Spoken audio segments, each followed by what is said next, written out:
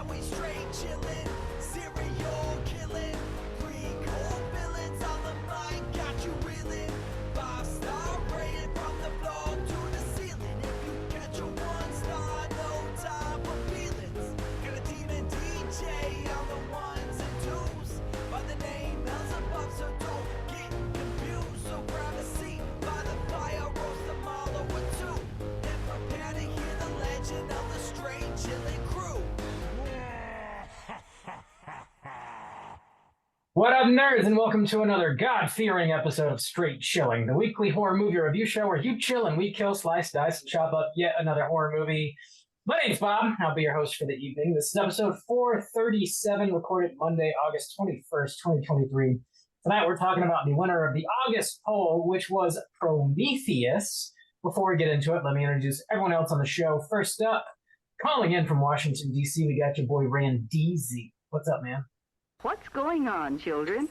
Hey, bud, how's it going? I hear you just got back from eating the worm. Eating the worm. Is that what they call it? A bachelor party? Oh, yeah. Eating the worm. Yep. Yeah. Yeah, Get well, out I of mean, yeah, town. you had to have eaten it. Yeah, when in Texas, right? That's what they do. That's what they do. That's in just what they do. That's famous. The most famous Texan thing is eating the worm. Oh, How don't I know we it. holding up? Are you recovered? Yeah, I'm tired. I'm good, but I'm very sleepy for sure. Yeah. That makes two of us, but I didn't have any fucking fun, so fuck you. Sorry about your luck, man. Last but not least, calling in from South Korea, we got your boy Soju. What's up, man? Oh, what up? It's your boy Architect Stains. I made you, and I can disintegrate you. With a little bit of black goo. Sounds hot. Oh, yeah. Sounds like a hot Friday night, am I right?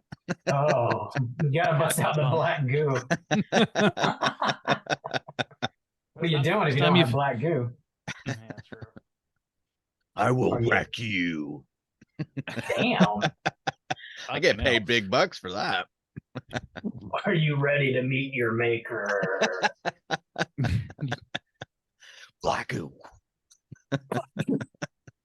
Got me a bucket of black goo. Got me a dominatrix outfit. Got me Should be a good. bunch of white powder to whiten up my already ivory Oh my skin. god. Slap that bleached booty hole. It is You'll- bleached. You'll call me your engineer. I think we're onto something here. I'm also just as ripped as those Look. guys. If we just riffed it, it's existed Totally. for like 15 years on the internet. So You're right. We're too late. Sorry. Holy shit. Before we get into the main event, we do have a little bit of housekeeping. Let's go and jump into it real quick. Here's another reminder. Our September poll is currently posted on our Patreon website. If you support us at the $5 level or above, you get the chance to vote on a movie we're talking about this September. The theme for September is the cutting room floor. This is my takeover month. And I chose Fancy 3 movies. What, Fancy boy? Fancy boy? yeah, go on, Ooh. fancy boy. I chose 3 movies that are about making movies. They are Shadow of the Vampire, Leslie Vernon, and All About Evil. Whoa, Bob, how those numbers looking? Leslie Vernon's picking up a little steam. Oh. Shadow of the Vampire is still winning at about 50% of the vote. Okay. And nobody cares about All About Evil. Boys, we are dangerously close to Mhm. kicking off the Halloween poll. Whoa. Yeah, really close. That is true. Dangerously. It's within 4 Danger. months. We are in danger We're in right danger. now. Whoa. Danger. So get your votes in before the end of the month, and we'll see what movie we're talking about this September. We got mini cast dropping every other Friday per usual. This past Friday, we dropped a mini cast on Insidious 5. Your boy Soju was talking about that. Favorite movie of the year, probably? Nah. But you know what? Not too bad. For a 5th entry in a series, when you're rounding out number 5, hey, not too bad, you know? Not Yeah. too bad at all. All right. Looking at you, Patrick Wilson. Good job. Look, that's an aggressive way of saying that. Sure. Looking at Looking at you. right Good through your job. window. Speaking right of now. Patrick Wilson, let's Yeah. get on. Let's get He's moving. in I want to talk about this this movie. movie. Yes. Next up, Friday, September 1st, we're gonna have another mini cast dropping, and that's gonna be on The Blackening. Check that out over on Patreon. When's that coming out, Bob? September 1st. Ooh, I don't know, Bob. We might need to adjust that September. schedule, but we'll talk about that later. You go nuts. You do whatever you gotta do. Don't touch that dial. You need to hear this. this. You know, you do need to hear this. There's been, just this past week, a couple people actually reached out on social media to ask about the origins of the podcast. And it's been a long time since we mentioned, Juice, you actually made a documentary answering all of these types of questions for us. We did, yeah, we did make a documentary last year. Yeah, solid 1 star. It's on our YouTube page. It is Randy's favorite film now that ever exists. It is. It's a He loves it. 5-star film. He loves it. Man. But yeah, actually, it's pretty hefty. It's about 50 minutes worth of content talking about how the Straight Chilling podcast got started and all the beginnings and other things too, not just that. But yeah, that's up on our YouTube page. And you can watch that in full, and it's tagged to or pinned or whatever to it. It's our main video, so you don't have to go searching for it too hard. Yeah. Man. Check it out. Randy, how many times you watched that bad boy this week? Oh, just the once. I can only cringe out of my skin so many times. Randeezy. It's just so easy. Randy stole the show. He's the star too, so definitely tune in for Randy's part specifically. Oh, man. I'm And let us know what you think in all about it things. on all social media. Call in, and Voicemail. specifically highlight Randy's part, compliment him. know that I'm the cream of the crop. So yes. We're the pie, but Randy's that hot whipped cream. Wow. Man, as if the movie about that's just a 45 minutes of us circle jerking couldn't get more pornographic. I'm in with that. Oh, it Pretty can sexual. get on the follow-up. It's gonna, You it's displayed. gonna dip into some new territory. Solid 3 dicks. The Straight Chilling sequel. Clean peens. The Clean Clean Peen Committee. Clean teen story. Oh shit. Story of hygiene and peen. Here's something we haven't mentioned yet. Some new news. I'm going to be hosting a Q&A down in Orlando at the Phantasm Festival on Saturday, September 16th, and it's going to be a Q&A for the 35th anniversary of Night of the Demons.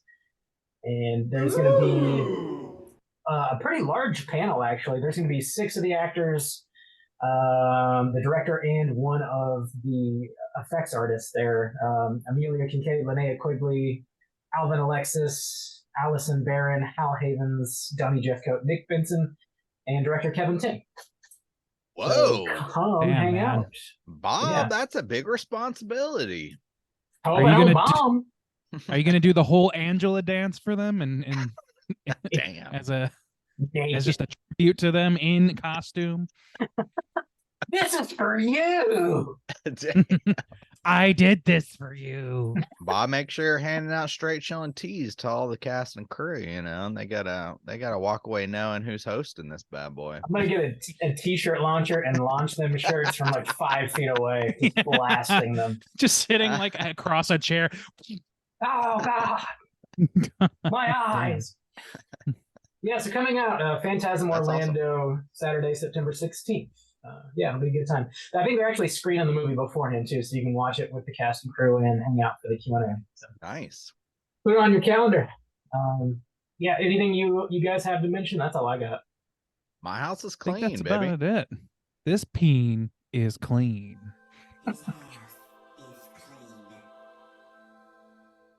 Oh yeah. Let's get into the main event. We're talking about Prometheus, and we are kicking it off with the back of the box. What's on the back of the box?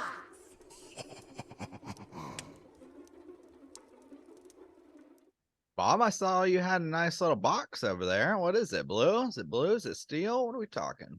It's blue steel. It's blue steel? 4K? it's a 4K. Oh, Yeah. Whoa, that's big I'm- money. Does that Is it? I don't know. I don't know. It has a what these things Blu-ray are. in it and a digital code too, though. So I'm rich, bitch. All right, digital code. Does that mean that Wow. they knew you couldn't rely on the physical media to always function properly and always be available? So Shut they up, had to give you Randy. something digital, of course. So You what do you shut your mouth. What do you do with the digital code? Is it like for a download? Do you store it on? I mean, that's a big file, right?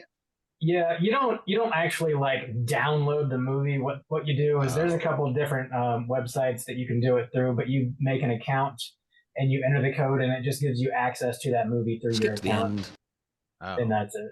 So you can just access it wherever. It's convenient if you're like not at home, I guess. Okay. You need to watch 1,000 movies. Then you I can do that. need Prometheus at this I moment. need to Now. watch. I'm glad Bob specifically mentioned the 1,000 movies. Okay, so that means you purchased 1,000 movies with digital codes. Gotcha. Oh, aren't you a little detective? But yeah, we're talking about Prometheus. This is from 2012, rated R with a runtime of 2 hours and 4 minutes. Directed by Ridley Scott. Written Ripley by John Scott, Bob, I believe is the correct. Ridley Ridley? Scott. Pretty sure it's Ridgely Scott. Rigid for her pleasure. So my Scott. boy Ripley Scott, he said, boy, People are boy, gonna Rigid fucking Cock. yell at us. He's made dude, it. that's not the first time they're gonna yell at me. So. I know it won't be the last. You're assuming they're still listening, and I gave that up. So Well, we know They're they're only tuning in for your documentary parts now, right? good. cream, as Thank it were. God. This is written by, based on the original script for Alien by Dan O'Bannon, written by John Spates, Damon Lindelof, stars Numi Rapace, Logan Marshall Green, Michael Fassbender, Idris Elba, Guy Pearce, Sean Harris, Charlize Theron, a bunch of folks. Plot synopsis brought to you by the Back of the Box is as follows. Legendary director Ripley Scott returns to his sci-fi origins in this epic adventure bursting with spectacular action and mind-blowing visual effects. A team of scientists and explorers travels to the darkest corners of the universe, searching for the origins of human life. Instead, they find a dark, twisted world that hides a terrifying threat capable of destroying them and all humankind. Wow, Have you seen this before, and would you recommend people check it out? Randeezy, kick us off. no idea why a Borat catchphrase just exited my mouth. Why? I don't know. I needed to undercut the pomposity of that Back of the Box. Yeah. So I would definitely recommend this for fans of the Alien franchise. I don't know how much further I can go than that. If you're very interested in special effects, maybe I don't know. I don't have a very strong recommend for general audiences on this one, so we'll just leave it at that, I guess. Okay. Juice, what about you? Yeah, I would. I mean, outside of the original one, I mean, within the Alien franchise, this is probably the most accessible one. I mean, Aliens, damn, I don't know. I mean, this was kind of released or perceived to as kind of like this bigger kind of sci-fi blockbuster, and I think it fits in that realm while having like the touches of horror. And it's got a pretty stellar cast and some great visuals. So yeah, I mean, I think I could generally recommend, especially like sci-fi fans, not just horror fans. I think this one can appeal to a little bit wider audience than some of our typical films, I guess. So yeah, I would recommend people check this out. Bob, how about you? Yeah, I definitely recommend this one for fans of sci-fi and horror, and also just like even like into the action adventure kind of stuff. Yeah. It starts to kind of go in that direction too. It's super entertaining, and I think there's a lot to think on for this one as well. So it's got a little something for everybody, I think. So yeah, I recommend it. It sounds like a solid. Skeptical about your statement. I'm gonna have questions. Look, like I promise nothing. the stink. My questions. I think that is a decent recommend. Yeah, Almost. solid Yeah. recommend, I'd say. Okay. Right. All right. Well, we're going to spoil the shit out of this movie. And here comes your warning.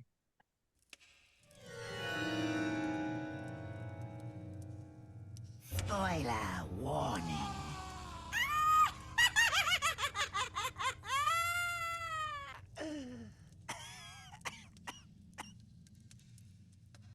Just as a reminder, this is the film that beat out Terminator and RoboCop on our last month's poll. It did. That is yeah. accurate. So with that, Bob, give us that plot synopsis. Jesus Christ, this might be weird. Yeah, please lay it on me. Get Tell ready me for what to happened, Bob. lay- With all the Lay it on me. subtext, please. Oh yes, I'm gonna cover it all. By the time I'm done, Annotate roll that credits. motherfucker. Read all right, between the here- lines, please. Here we go. As a spacecraft leaves an unknown planet, we see a humanoid alien, later referred to as an engineer, drink a black liquid and dissolve his body. His molecules fly off in the wind, and he also falls down into a waterfall. In 2089, archaeologists Elizabeth Shaw and Charlie Holloway discover a star map in Scotland that matches others from several unconnected ancient cultures. They interpret this as an invitation from the engineers. Peter Whalen, the elderly CEO of Whalen Corp, funds an expedition aboard the scientific vessel Prometheus to follow the map to the distant moon LV-223. The Prometheus lands near a large artificial structure, which the team explores. Inside, they find stone cylinders, a statue of a humanoid head, and the decapitated corpse of a large species that they believe to be extinct. Milburn and Fifield grow uncomfortable, and they attempt to return to the Prometheus, but they get lost in the structure. A storm forces the crew to return to the ship. David secretly takes a cylinder with him, while the remaining ones begin leaking.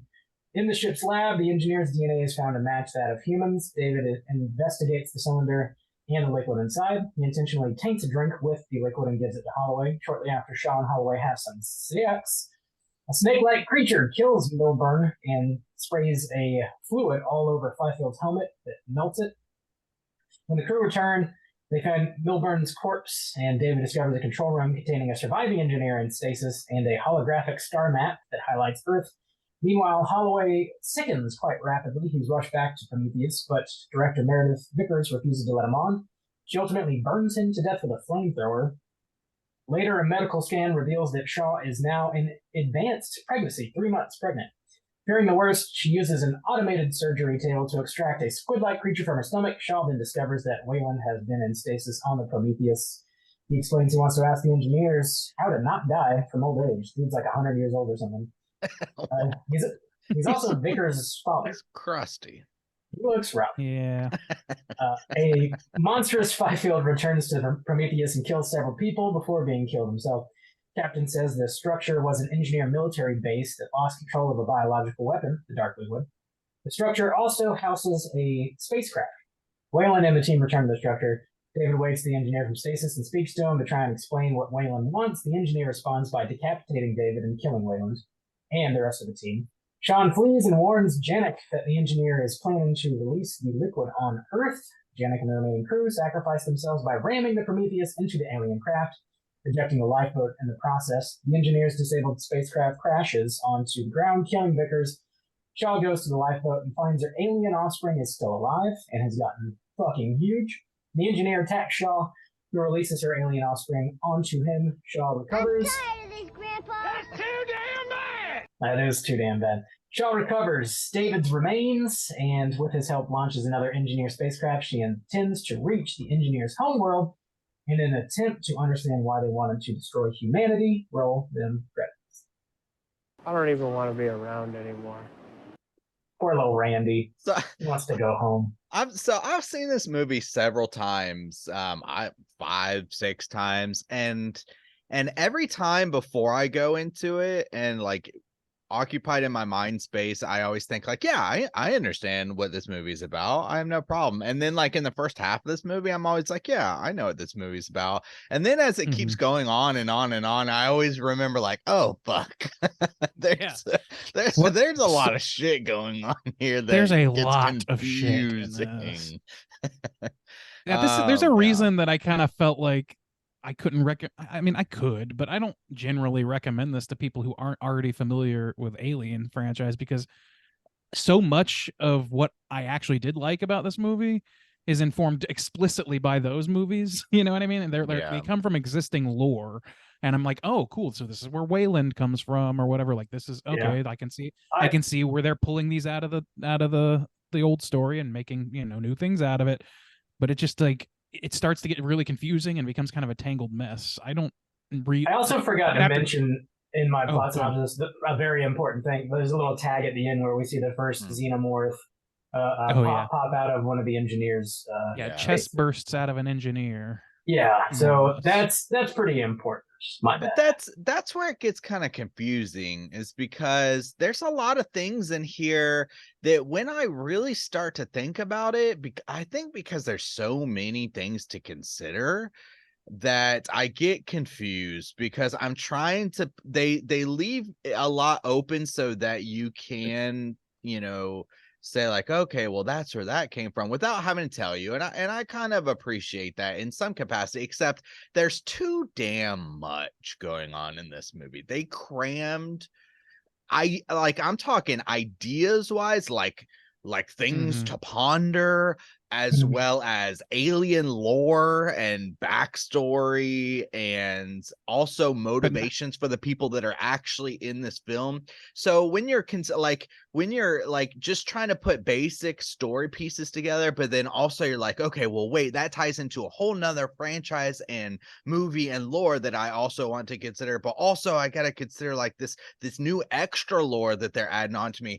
It becomes pretty overwhelming, honestly. It is very overwhelming. I think the core of the movie is fairly simple, though. It's just sentient life wanting to know why it is and where it came from, and like the idea of actually being able to meet your maker and ask them those questions is going to be pretty damn appealing to any sentient life, whether it be human or the AI David. And there's like parallels there for sure. The question of life. Why are we here? Right. And like as a general broad concept, that's all very compelling, but like the way it kind of plays out is so convoluted that I don't know. Like, go ahead, Bob. I think it's interesting that, like, I mean, the name of the movie is Prometheus. Prometheus, from Greek mythology, gave humans fire and like challenged the gods, and like, and that is very much not like Bible, New Testament Bible, anyways, as far as I understand it. So there's a lot of like comparing and contrasting. So like hot tub Christianity. There's a lot of like Christianity being referenced here, but like not just Christianity. And like, I don't know, like David, I don't know enough about the Bible. You guys definitely know more than I do, honestly. But like the character of David, obviously, is a direct reference to the Bible. And there's a lot of like questions about meeting your maker. And like, as far as Christianity goes, New Testament, we nowadays just kind of assume that our maker is very like benevolent and kind and would not be like these engineers, whereas like Greek mythology is very much not that way at all. And you don't know, just like being faced with your maker and not being able to ask those questions and not getting the answers you want. And then it's really interesting that Shaw, like even at the end, puts her cross back on her neck and like still just like is so ready to go seeking for more answers. And she's just gonna be let down again. It's like that innate need to understand where we come from, even if like all the information that you have on hand is like negative, like leave it alone. It's gonna be your downfall. I don't know. It's an interesting thing to ponder, I think. And David being surrounded by his makers and just like knowing right off the bat that like we're so fucking disappointing to him, that he challenges us, and that's what Prometheus does as far as the Greek mythology is concerned. So like there's like a lot of repetition in these layers, I think, that's interesting. Well, it's kind of, I mean, go ahead, Randy. No, I mean, you start. Well, I was gonna say, I mean, it even kind of takes on some like consistent themes we've seen in other things dealing with like AI and science, or even just like creation. I mean, because there's also this tie-in with birth and the idea of creating life, and kind of like generational trauma. We are not trauma necessarily, but like you passing down kind of like your burdens, or like why do we even continue to make life in a way? Because you have this rift like between this actual actual father and an actual daughter. You have this rift between a creator in the form of humans and this android, and the difference between them and the rift that creates, and the kind of questions around why, or what's my purpose, or like, what is, why am I here? And then how that ties into the engineers, and like the disappointment that comes from that, like that dude just being like drowning his sorrows, and like he's not getting the answers he seeks. And so it kind of comes in this way, it's kind of got this like theme of kind of like generational trauma, or just reconciling your existence through the idea of like somebody created me with no purpose. I don't know. I think David says, this is a quote from David, and I think it really like gets to like, if there is a point of this movie, I think this would be it. He says it doesn't matter where we came from, because there's nothing special about the creation of life.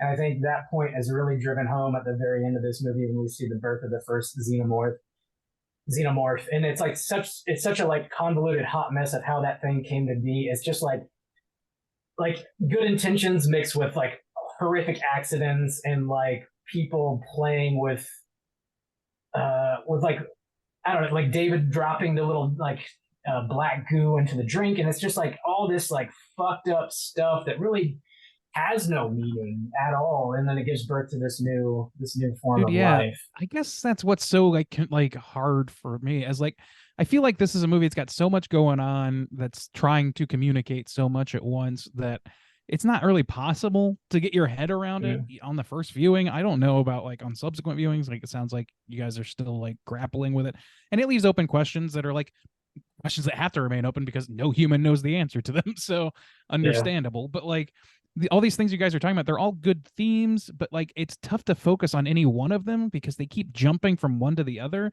And all I really want at the core of this to really make it more enjoyable is to have like less of, I don't know if there's just like too many characters, and I don't really understand a lot of these people's motivations. A lot of people are just like doing things without like having any clear motivation, at least one that like maybe you find out later, or maybe you kind of do, or like maybe they change. I don't know. Like, did Fassbender like know that he was going to get his head ripped off? Like, did he like? I don't understand like why he poisoned Logan Marshall Green's character. I don't understand why Marshall Green's character like has this like little breakdown about like one day in his promised land and not finding everything he possibly could have wanted, and he's like, oh fuck this. Like, what? I don't understand that. Like, you've been searching for this your whole life. You get here, you go in there, and you look around for a second, you say, this is a tomb too, and then you like, I don't get like I understand like there could be a theme there of like, oh, being disappointed in what you find out about your origins. I understand that as a theme, but in practice, it's just sort of like, I don't understand what this character's after. What is he disappointed in? And any archaeologist, any like scientist that's been researching this for like their entire lives, just being on this planet and getting to look at it from the outside should blow his fucking tits off. And nobody seems impressed about any part of this. And I know that it's the future. I know that there's space travel is a thing, but it's not a thing for people to come across the origins of your species, irrefutable evidence of a lack of like the traditional Christian God, let's say, or like, and like just have no real response to it other than Fifield getting a little freaked out and trying to leave, and everybody else is just sort of like, I don't give a fuck. Even when they're in the face of like this humanity altering information, nobody seems to care, and the ones who do seem really not interested to find out more, except for Shaw. And then that we're supposed to see that as a flaw at the end because she's like continuing to pursue a truth that ultimately is just like backtracking through a chaotic world with no Prometheus point in it. Like, is that it? This time around, I think my biggest problem is I convoluted it, or like just packing too much in is probably number two. But my number one is nobody, not a single person in this film acts the way they should. Like, they have, so this is a scientific mission. They specifically pick different scientists, which makes sense to represent. One of them is the biologist. And the biologist gets too scared of a body of a giant where its head severed. He's the dude who pieces out. And yet, when a snake thing shows up that's alive, that has no explanation, he's totally chill with it and approaches it in the dumbest fucking way. Also, the dude who is in charge of mapping, who has created this unique technology that provides mapping services for the whole ship and crew, gets lost. Yeah. What? Like, there's just so much of that. The scientist, like Randy said, the scientist who has spent his life looking at pictures in a cave just dissolves into a drunken stupor because he found a spaceship with a body with computers and jars of shit that's coming to life, and he's fucking, that's not good enough. I mean, yeah, that's a fair point. I think he was primarily upset because they blow the head up and find out that they're not immortal. They're really no that than humans. That their DNA is identical. It matches human DNA. So they're not. He's drinking gods. Before that. So they show him drinking when they're taking, even before the head, when they're taking the head out, he's in the background with a bottle already. It's like chilling. His whole like demeanor is kind of not of a scientist. Yeah. Dude, it's kind of a weird vibe. Yeah.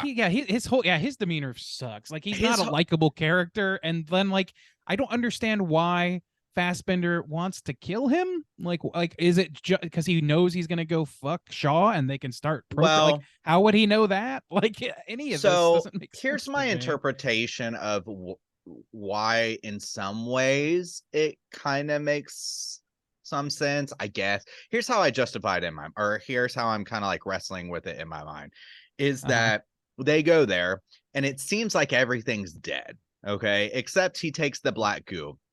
So then Fassbender, David, he goes and he speaks with the old man. And at this point, they don't know that there's an engineer that's still alive. And the old man specifically says, try harder, because his whole thing is like, I'm on a limited time basis here. I want to unlock that idea for immortality. So we found this thing that might have some tie to that. So he says try harder. So David literally even kind of like asks permission in a way. He's like, what would you do to get the answers that you seek? And he's like, I'd do anything. So he poisons them. Now this is to like fuck with his DNA in some way, but the problem with that is in order for that idea to continue on, they had to have sex for a thing to be growthed inside of her. Otherwise, this dude would have just disintegrated, or he gets torched and nothing comes from it. And David would have not, and David doesn't try to intervene. Like, after David poisons him, it's not like he's watching him or he's taking samples of him or he's like putting him in a tube so he can study him. He just poisons him. He fucks off, and lets him go, and he gets burned to shit. And so if they hadn't had sex, absolutely nothing would have come from poisoning the guy who got you to the planet where the engineers are. Like, this is the guy who knows all about it. Why wouldn't you poison like a pilot or like, you know, like somebody who maybe is a little bit more expendable than the guy who got you where you're at? I don't know. I think you could argue it a couple different ways. It could be just the continuation of Prometheus challenging gods, like he's just challenging his makers. Or you could read it the other way and say, you know, this guy said he's willing to do anything to understand, and maybe this android thinks I'm going to help this guy out right now because that's my programming, and drop a little thing in his whatever, and so that I can help him understand. Well, and that's another thing. It's like, and this is like a through line through all of Alien franchise, so fine. Yeah. But like the whatever they're called, the robots, like they are treated, the androids, they're treated and talked about as if they don't have real feelings. But it's clear that Fassbender is like Machiavellian as shit. So like I could understand if he does feel emotions wanting to kill Logan Marshall Green, because Logan Marshall Green keeps denigrating him the whole time he's there up until this point, and he keeps being a dickhead to him, and he's like, fuck you. But I don't understand why he wants to poison anyone. And if the only goal is to have a woman impregnated with an I don't know, with an infected man's semen, like Maybe so he that they thought can that create would. Maybe he thought that would make another engineer. You know, he doesn't know, but he's trying to seek out answers. Maybe and this is before they find the one that's still alive. Yeah, they Maybe don't he know thought any that would- engineer's guess. still I don't alive. know, like Yeah. that seems like like all of that then seems like confusing to no end, like So, literally to no well, purpose. And also we have to consider too that at this point David is the only one who understands like the language and stuff. So they go in the ship, there's writings on the ship. He knows how to like play the hologram. So at this point he might have some information about what the thing is. And to be fair, and this is kind of where it gets confusing to me, honestly. The very first thing we've seen is the black goo is used to create life. So the whole idea about this is the culture of these people is they show up on a planet that is suitable for creating life. One of them takes the black goo to disintegrate their own DNA to mix it in the water and the atmosphere of the world so that they can evolve into something new and populate a planet with their own DNA. Okay, that's the idea. So from that perspective, you know, he could say, well, I'm gonna, you know, the black goo is in a kind of way a source of life. You know, it aids in the growth of life or whatever, or the distribution of life. So maybe this will help my guy who's in charge in some way, but I'm not going to experiment on him. I'm going to give it to some fuck or whatever. But I don't know. But then the black goo turns into this whole thing where it is this weapon where he's like, they're creating weapons of mass destruction. I'm like, well, whoa, wait a second. This was like part of their whole life-giving ritual. What are you talking about? It's a weapon of mass destruction. So I don't understand like the black goo anymore. Like, I don't understand the purpose of it. That I think, like, my understanding of it was this. Okay, I don't think they make a point to say that the engineer that survives, the one that comes back to life and beats the shit out of people, he's trying to go back to Earth to eradicate the human species so that they can try again. So it seems like these weapons of mass destruction, it's like these are like, they're not xenomorphs yet, but like they're some sort of creature that can become like monstrous and just like decimate a planet. Basically, that's what they're for. They're a weapon.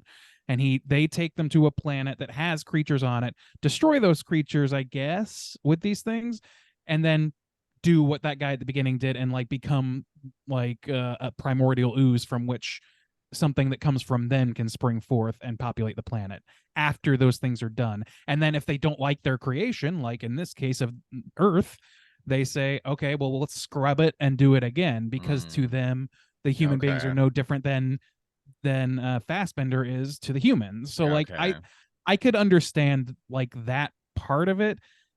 I don't know. It's just like, that's just the broad strokes, and it took a lot of figuring out for my dumbass to like get to that point. And I just like, the real thing that was keeping me from understanding it is like some of the decisions, like you were saying, I think this is really the core issue. Some of the decisions that individuals are making are so incomprehensible, but like everything in this movie is so intentional that it makes me want to ascribe intention to it. But I really think that they're just like poorly written in a lot of cases, to the point where like this Fifield guy, you pointed out all the problems with that, like Logan Marshall Green's character, all the problems with that. Like I just don't really understand like nuts and bolts, decision to decision, why some of these characters make the decisions they do.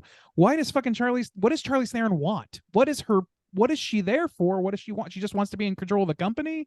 Is that it? She's just doing what her father tells her to. And I guess should he die? Yeah, I mean, she's going to be in control of it. But and like, what a waste of Charlize Theron, by the way, in general. Like, she is given very little to play off of, and what it is just like sort of Ice Queen stuff, like that's like cold and stuff, like to the point where she's literally called a robot by Idris Elba, who's doing the worst accent I've ever heard But Idris Elba then do. Dude, that they accent bang. is It's all rough. over the place. It's It is. way all over the place. It is way all over the place. It's almost as bad as us doing a British accent. Well, yeah. Dude, yeah. Well, we're also not professional actors. So I mean, and I love Idris. I was psyched Speak to for see him. yourself. Yeah. Like, Yeah. I mean, he's I don't know, definitely like- one of the most like charming, compelling people in there. But I specifically was this, yeah. noticing the accent going. Yeah, it all over the slips place. hard. He might be Yeah. the only likable character besides Shaw in this whole movie. Yeah. Uh-huh. And also incomprehensible decisions of production. Why the fuck did they bring in Guy Pearce just to slather him in like the worst fucking old guy makeup? Just get an old guy. Put Abe Vigoda in this movie or Dude, some shit. that- Like anybody. it's Put Mel just- Brooks in this movie. Yeah, the thing about this movie is I want to say like it looks fucking beautiful. You know, Yeah. it looks amazing. And then It- there's yeah. this old crusty piece of shit who looks terrible. Like, how does that happen? Also, here's another thing that doesn't make a lick of sense. And here's a problem I have that's it sounds like a similar problem, but it's actually a different problem. Where this movie wants to have its cake and kind of eat it too in this way of I hated the idea that British guy, the mapping guy, whatever, Fifield. falls face first into black goo. Now, we've already seen two things. We've seen a giant engineer motherfucker drink a cup of it and disintegrate within a minute, his whole body. We've seen a human being take a drop of it and essentially disintegrate within a day's time. Actually half a day, 12 hours ish. Okay. This motherfucker falls face first into it and for some reason becomes a zombie that is intent on killing people. So with a big frontal lobe. So what this movie does is it's like, okay, well, we want to, and they even promoted it as like, okay, we're continuing on this alien story. We're essentially giving this backstory to the story. We're going back to that planet. The ship, you style. We're answering some questions like, I like how they did the mask thing and stuff like that. Stuff we see from Alien. Okay. The very first one. So they're like, okay, well, we're going to kind of have this horror movie, but like 90% of the deaths come from that scene where this zombie thing just rips everyone apart for some reason. And then the other deaths come from this just hulking white engineer motherfucker who also just beats the hell out of people. So you have like two scenes as the horror element in this. It almost just seems like this afterthought of like, let's just give it, Well, like you got let's just the throw this in snake here. scene, and you've got the scene in the pod where she cuts her belly open and there's a giant squid. Yeah, but no There's some deaths gross come out of that. scenes. I'm talking about like things that like progress for like the decimation of this crew. I feel like like horror that's is super not important towards the end of the movie. Without that, the end of the movie wouldn't exist at all. I think that the horror aspect of this movie is not the primary genre I would classify. Well, it's not, but that's the thing. Science That's why I fiction, said they yeah. kind of want to have their cake and heavily eat it science too, because it's like it's this mix of like we want to. It's like this idea. We got to get to this idea of creation and all that thing. And in a way, to be fair, they do tie in that to then it becomes yet another creation. We have like 5 steps of creation in this film where the xenomorph is created or whatever. But it's the thing is like it's almost like they're like it's almost like they're making this movie and they're positing these deep questions and this lore, and then they're like, oh fuck, we're making an alien movie. We gotta like throw this shit in there. Let's throw this snake thing in there. And to be fair, the snake thing is the most kind of consistent thing with what you would expect from like an alien film, because then again, like I said, now that the xenomorph, the thing comes out of her belly, and that is horrific, but it plays into the end of the movie, but it doesn't like nobody's running from this thing. It sits in a pod for the next 30 minutes frozen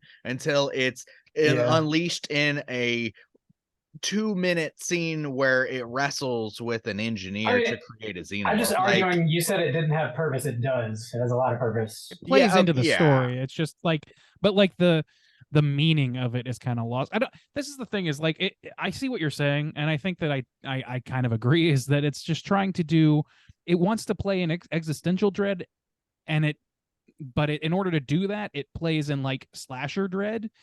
And I don't know that they really marry that well in this movie. They kind of seem distinctly different from each. Like in Alien, it was just hunter and prey. That was all it was. And it fucking worked as horror because of that. It worked as that kind of horror. But this one is clearly going for a meaning of life, existential dread, existential horror thing. And it definitely plays like it plays heavily with that, but like it still relies on the old slasher tricks, the old hunter and prey stuff, which doesn't really pack the same punch in the face of things like meeting your creator or whatever. And if you're gonna do like if you're gonna include these kind of scenes, I think that the abortion scene is really cool. Like I thought that was really well done. There's some confusing aspects of it, which I'll get to maybe later, but like that's existential dread. I think that works to me, and that works to the me fact too. that it came up later and became sort of like the Deus Ex Machina that saves Shaw at the end. I think that works narratively. I think all that's great. It's the zombie guy, like you said, that kind of like feels like part of a different kind of. He feels like part of Alien versus Predator just kind of snuck into this movie, or Alien Requiem or whatever. Like one of the latter day Aliens where they're just kind of like painting it by numbers to some degree. That did not bother me at all. Really, honestly. the zombie guy didn't bother you? No, not really. It's Did just you alien shit? Like it just, I don't know. It does what it does. But like, why would it he disintegrate? That was my problem. I don't know. I mean, it just it's alien goop shit. How does it work? I don't know. But why would he beat wholesale ass? I don't know. I mean, clearly it affects humans differently than it does the engineers. But we saw how it affected humans. That dude literally disintegrated. Well, but then this girl grows a thing in her belly too, and like. So, but that's because it's that man's sperm that got into her uterus. Well, and that's another it's a sperm. thing. It's essentially a sperm. It's a sperm baby. So this is like a giant. This is actually. Sperm. This is one thing I want to touch on because we all know we talked about at length the undertones, the unspoken mostly that's stuff where, in Aliens, where it's talking about like parentage, motherhood, and specifically like procreation in general. So like the idea of like going, okay, we know procreation, let's talk about the origin of the species, and that's an interesting way to take this movie. Well done, Ridley Scott. Ridley Scott. But like when they try and pull that into this, and they clearly do, because they do things like those snake things look like fucking semen that open up into vaginas. Yeah. What? And then she has an abortion in this machine that was there specifically. It says specifically this was intended for male users only, which at that time doesn't make a whole lot of sense because we don't know Wayland's on board yet, or we don't officially know. I guess you might suspect, but I didn't. And so like I was like, so what is this trying to say? Like she had to like work around. I don't know what this is trying to say about like all of that stuff that it's just bringing back from the previous movie. I don't know if it's just because it needs to be there to make the lore consistent, but to me it just feels like another layer that I'm not quite getting. Like I want to get it. I do. Here's what I kind of liked, and this is where we talked about in Alien, and again at the beginning of the show I kind of referenced like, oh, we're gonna get some more shit because we literally were left a review where somebody was like, don't bring your politics, or because we were talking about Geiger and how sexual clearly sexual it was, and people didn't like that idea. Yeah, it's like it is that man is. Well, again, so we have this again where we constantly see men. Well, okay, so to kind of start, I guess, from the beginning, in this, the whole thing is in every aspect of this film except one, males are creating. Okay, male figures are the creators of life. So it starts up with the very first scene, the engineer. He's the creator of all humanity or whatever. They may be Wayland. sexless. We don't really know, but that's Yeah. Well, it's yeah, presented true, as male to fair. our eyes. Fair, Yes. fair, yeah. Wayland creates David and even references him as like, oh, the son I never had or whatever. You know, he does it that way, even though he's got a fucking daughter that nobody knows about or knows they're connected. And then even again at the very end where we have essentially what is the first face hugger, you know, penetrating the engineer again, like in the face. The snake like goes into the guy's mouth or whatever, you know. So like Yeah. it's the same kind of beats again. And even to the point of the machine, like that was an intentional thing to say, like, this is calibrated for a man. We can't perform this abortion or whatever. And even the aspect before that, now this was like these aspects I thought really worked for me on a kind of like, we're talking about fear and horror level. When David does the whole thing of when he's like, there's something inside you or you're pregnant, and he's like, oh, it's not a normal fetus, and she's like, get it out of me, like, get it, and he's like, you know what, I think we're just gonna freeze you and we'll take care of it. And like her panic, that felt real and was so effective. That was some real horror where you're like, dude, what the fuck are you talking about? Like, you know, get this shit out of me. And she's also slowly becoming more physically like similar to Ripley. I think did you guys notice that too? It seemed intentional to me. Well, the fact that she has to fight to protect her own body, like to be like, people are like, oh, we're gonna sedate you, we're gonna put you over here, and they're like, we're taking care of you, and it's like, motherfuckers, I'm gonna get this shit out of me. Those kind of aspects were great. Not the scene where a dude shows up and just starts beating wholesale ass. I'm like, come on, like, you're doing pretty good. You have good moments. Even honestly, like, even when they go into the ship and they're talking about, now this is another confusing part. They're talking about like, oh, look at all these corpses. Something burst out of their chest. And I'm thinking like, by the end of the movie, I'm thinking like, well, hang on, wait a second.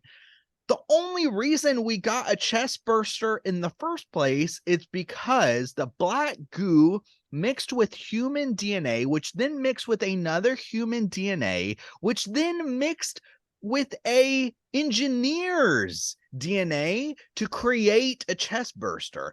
Where did all of these other chest bursters come from that killed this crew? So, I think I could posit, and I don't know how right this is, I'm completely shooting from the hip here because you raise a good question. Like, you've got these little semen demons, right, rolling around but that was created. That was created because the black goo mixed with the worms in the ground. I guess I didn't catch like worms. I didn't even notice any worms. Yeah. So when they when they open that door that's decapitated the guy, the worm. Yeah, they track worms in or something. No. It literally, because it's like a sealed environment or whatever, you know. And then they're like, oh, they specifically, there's like this shot that lasts for like 2 to 3 seconds where it's the bottom of a jar, but there's like little worms in the ground. They just show like a shot of worms. I don't know. I don't know what that is. My theory was that it was like, so you see these chest bursted aliens. I don't think that chest bursting is necessarily inherent to just the xenomorphs we know. I think that like whatever these semen demons are could have been chest bursters, and they're what's left after destroying those creatures or destroying the engineers, except for the one who got to a pod. But I think like, that's and then totally fair. Yeah, there's just shit that like we didn't if it is, see. But we the didn't. Worms, but like the actual, are they like earthworms? But like, they're like almost. worms, they almost are like maggots or whatever. Like they're just like Mm. grubs in the ground. Huh. And know, but man. the problem Fucking is the worm that we see, or the snake thing that we see, it doesn't chest burst. No, it goes for the mouth though. It goes in that way dude's like, mouth, but the same way a it doesn't face hugger burst. goes. Yeah, but it didn't Yeah. burst out of his chest, and then we get the other guy whose face is full of black goo. There's no chest bursting. We don't see it. That's true. I don't know, man. And it's clearly like this black goo makes all kinds of different shit, and like I'm willing to say I don't know, like there's some shit that happened And on that's screen fine. 2,000 years ago when all these guys died, and like it's just not around anymore. And I think it's pretty easy to accept. in a logical sense, it is fine that these things don't make sense because it's a movie. But also, movies can and should make sense if they're trying to do this many metaphors at once. I think that there should be like a level where I can like, if it's supposed to be a Lynchian thing where I'm supposed to just sort of float through it and figure out what I feel about it, I don't think that's what this is. It's telling a very explicit story. It's just doing it a lot all at once. I mean, it And gives also, a lot it's of not details. consistent with itself. Like for it to have, I don't know, this is the same problem I had with like the first Quiet Place. I made the same argument, I think, where it was like the world is like they go to great pains to set this world in a way that makes a kind of sense, to give it an internal logic, and then some things don't apply to that internal logic or don't seem to, and we're supposed to be like, well, that's just the magic part. And it's like, this movie's not magical. This movie is trying to set like a certain standard of like believability, and like sci-fi. I don't know, it's just like, well, it sets I don't know, a form it's of just logic hard for that me to commit follows my you. brain to it. Yeah, it sets a logic that, I mean, so the problem is I think they have two end goals. The first huge main end goal is we want to show how the first xenomorph was created. That's going to be the tie-in to the Alien franchise. That's what this movie is going to be. Okay, it's going to be a prequel. It's going to show the origin of a xenomorph. Okay, so we have those beats. We have the black goo. We have the xenomorph pop out, the very first face hugger, how that got to be, and that's fine too. But then they also want to do this huge lore of the engineers and this idea of your creator and meeting your maker and things like that, and that's a prominent thing. And those, a lot of the times I feel like those things don't really connect well, and they're trying to do too much. I think they're really just trying to do too much. I mean, as we've seen in some of the other Alien sequels, there's a ton of different kinds of xenomorphs. There's not just like one kind. It has to do with how it mixes with your body. Yeah. Right. Yeah, so who it's to bursting assume that out like of. different sorts existed before this movie happened, I think would be a fair assumption to make. It's just this is the birth of this specific kind that we've seen in the other movies. It could be, except here's the problem I have with it in a kind of way. So in here, so if I'm even trying to play their game, like I'm like, I love Alien, and ooh, how do these things connect? Well, in the Alien movie, how do these things connect? Let's connect. Ooh. Well, in the not like that. Wrong bump. Yeah. In the that was the right bump. In the first movie, it's all eggs, right? Okay, the eggs are the chest bursters that pop out. Okay. In this There's one, no sex in Alien. Let me tell you, these eggs sex and these in the champagne. These well, white no, but in this one, it's the black goo.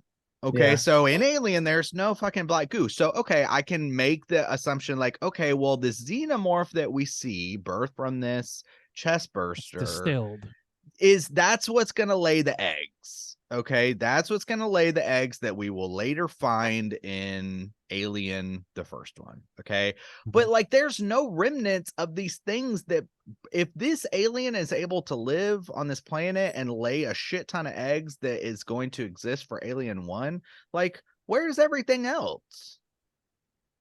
I guess like the finer details of like how A plus B equals C is not really making or breaking this movie for me. It's not what makes the movie interesting.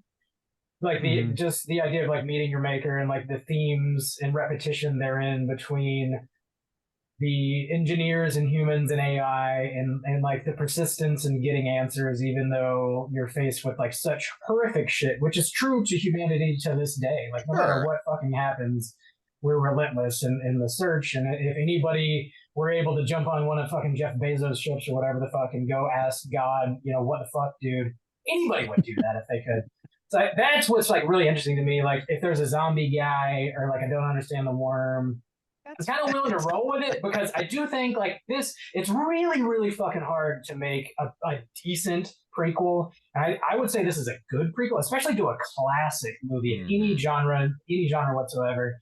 And I think there's a lot of expectations that go into making a prequel, especially of a classic. And you got Ridley Scott returning, Rigid Scott returning to this franchise to make this movie. And I think it's very clear that he's mostly interested in like posing these questions and these themes more so than he is in like explaining exactly where Xenomorph came from, even though he does leave the breadcrumbs there. And it's interesting and satisfying enough to me, anyways. It clearly isn't enough for everybody, but I think he checks those boxes fine. No, you're right. Like the thing is, like, it's totally fair to enjoy this movie on that level. I think, like, and to enjoy really any of the Alien movies on that level. That's the level on which I enjoy the Alien versus Predator movie. To whatever extent I enjoy that, it's because it's because of the killy stab alien goop shit. I like all that stuff fine, and a zombie in that doesn't phase me one bit. The problem for me is just like it makes strange bedfellows for me with this very high-minded point of view that's trying to be espoused here about the nature of creation and whether or not gods exist or whether or not we're just birthed from other inferior creatures or like what all this stuff. Those are all very good ideas, and I feel like to whatever extent they are focused on, which is a lot, it's like obfuscated by these like little inconsistencies, and it makes it harder for me to get there. So like to me, that's a flaw. That's I would fair. say, I mean, if yeah, it I would bothers you, it say, bothers you. well, I would say too, it's like I agree. I want the alien aspects and the fact that there's some rich kind of things to ponder. Actually, that's a benefit for me and things that I actually also the fact that this movie, again, we've been railing this, it's fucking beautiful for the most It really part. is. It's just the scenes, the shots that they do, the set designs with the head and the goop, and like it all looks so fantastic. Even the holograms and shit like that look great. Yeah. They really bridge the gap between like the 80s futurism that they do and in Alien and then what you see here. They do a good job with that shit. So yeah, continue. But what it feels like to me is it feels like Ridley really it feels like a passionate thing. It's almost kind of like a James Cameron with Avatar a little bit, where it's like, this is actually my real passion. I want to tell this story about deforestation or whatever. Where in this one, he's like, I really, really want to explore the ideas of creation and where people come from and facing your maker and stuff like that. But also, I got to make a film that ties into Alien and is entertaining. And so, and I feel those riffs and we even feel it because I think this movie is very, very similar to its follow-up, Covenant, but they double down. Instead of saying like, maybe let's like smooth some of that out, they fucking go twice as hard. And it's like, okay, then you really like having that movie inform this one also is affecting my opinion too, because I'm saying like, okay, these things, it's a little rough. It's, to be fair, it's pretty good, but it's a little rough and it's a little prickly in spots. And it's like, when you know that they really, really, really want to focus on the lore and like the ideas, then you're like, okay, that really takes them down a bad path.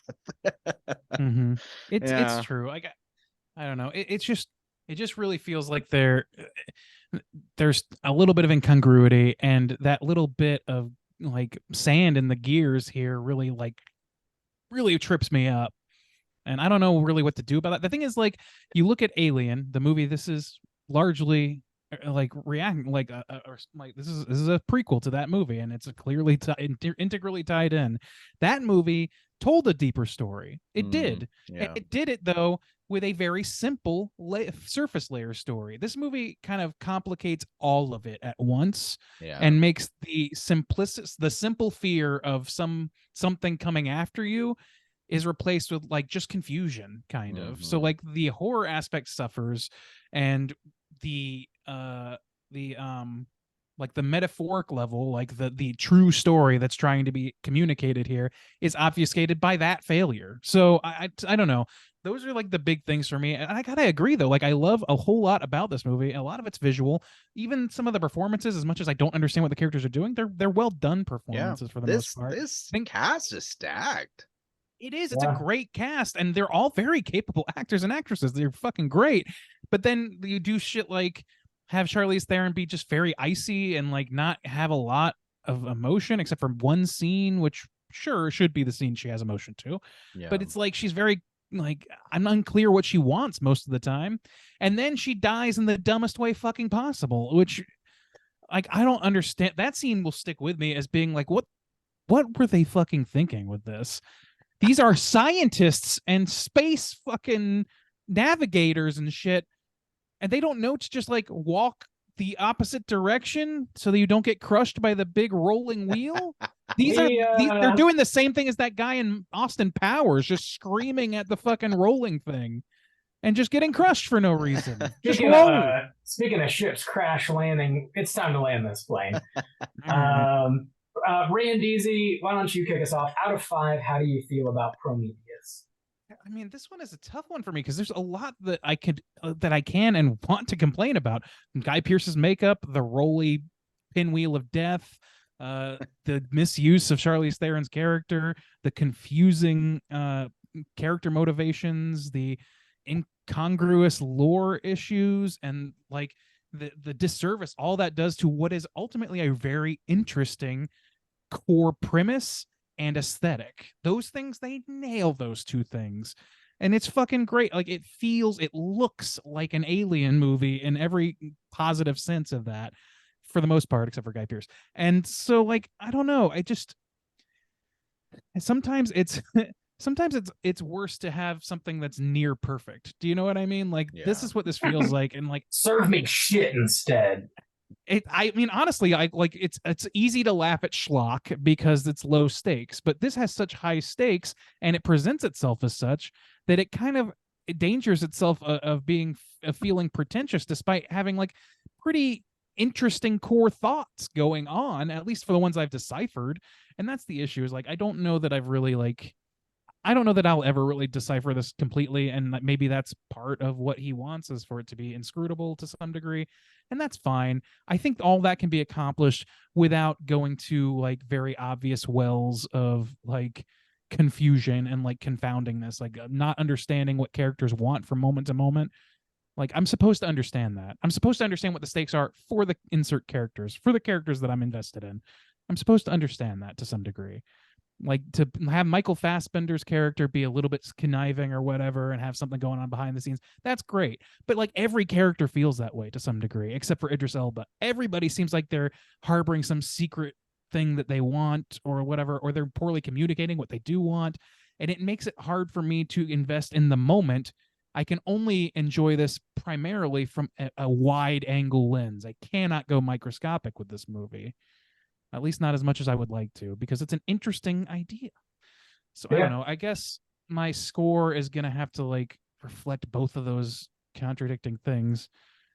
I'm gonna give it a 3.5. It's a good movie. I would watch it again just to try and decipher it a little bit more. Not anytime soon, but like, I like talking about it, and that's always a good sign. Was this your first watch, Randy? Yeah, I'd never seen this before. I Oh, don't know if I wow. mentioned that. Okay. Yeah, no, I've never seen this before. This and Covenant. Oh God, no, I have seen Covenant. We did it on the show. I don't remember anything about it. I'll tell you Me that. either. Oh, you mean thing, except for Fassbender. No, we did Covenant. Like, when it came out. You were talking about a movie. I was trying to help. Oh you yeah, out. Resurrection. Yes, Resurrection and 3, I think, are the two that I have not seen. Not Resurrection. Alien We Resurrection. reviewed 3 on the show, man. Oh wait, no, yeah, you're right. We did 3 on the show. I'm used to saying that because it used to be true that I had never seen it before we reviewed it on the show. So like, it's Resurrection. It's the one with fucking Winona Ryder. That I haven't seen. Yeah, I haven't seen that one. That's the only one I haven't seen yet. Resurrection. Okay. Yeah. Right. So that at this point is the only one that I can think of that I haven't seen. And I like them. I like all of them to varying degree, but the first 2 are untouchable. Even by this, I don't see this as being very much a contender for that crown. I think it's does really well, and I think it's got a lot to say that I would love to see more of. And I feel like if Ridley Scott could have made this movie instead of ever having done Alien, like, he might have done that, and it might have not had so much baggage to carry around, and might have made its point better. If it had been just an entirely different sci-fi movie, I think this could have been better, maybe. But he had already used so many of those ideas, he couldn't backtrack on that now. So I understand too. I don't know. 3.5. Sorry, I kept going there. Yeah. All right. 3.5. Bob, Randeezy. out of 5, Prometheus, the alien story. Where are you gonna put it? Nailed it. I'm a little hotter on this than Randeezy. I think just the overall like idea of the very like treacherous or even like futile path in trying to understand why we are here and what we are doing, and the modern day assumption that our makers are these benevolent beings that have great purpose in what they've done. And just like seeing David and how fucking disappointed he is in this, like pretty much the whole movie, and he's just surrounded by fucking morons. And then meeting the engineers, and of course they are fucking disappointed in what they've created. And it's just like these ideas I think are super super interesting. And then like at the end of the movie, just to wrap it up with like it's an incessant need. It's like it's never going away, and like just the destruction that it causes, that like religion has and continues to cause, and it's all in search of like answering these questions. I think this is a very bleak movie at the end of the day, even though it ends on like kind of a positive note. Look, Shaw survives. She's definitely a believer in Christ. She puts her cross necklace back on, but like all of her friends are dead. It's just her and a fucking android's head, and like that's it.